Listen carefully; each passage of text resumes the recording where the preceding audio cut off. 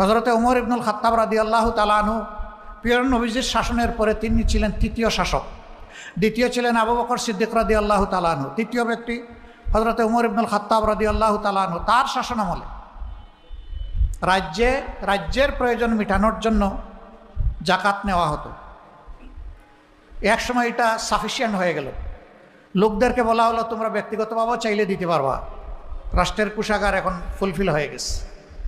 এক ভদ্রলোক তার জাকাতের টাকা নিয়ে বের হয়েছেন, মরুভূমির দেশ, দীর্ঘ মরুভূমি পাড় দিয়ে ক্লান্ত হয়ে তিনি গাছের ছায়া দুপুরবেলা আশ্রয় নিচ্ছেন, ঘুমায় পড়ছেন। সেখানে তখন কেউ ছিল না। উটটি রশি দিয়ে শক্ত করে গাছের সাথে বেঁধে তিনি ঘুমায় পড়ছেন। মাথার নিচে জাকাতের টাকার পুটলা। ঘুম থেকে উঠে দেখেন তার পাশে আরেকজন ঘুমাচ্ছে। সেই লোকটা ধূসর ময়লা কাপড় নিয়ে ঘুমাচ্ছে, হালকা একটা বালিশে মাথা রেখে।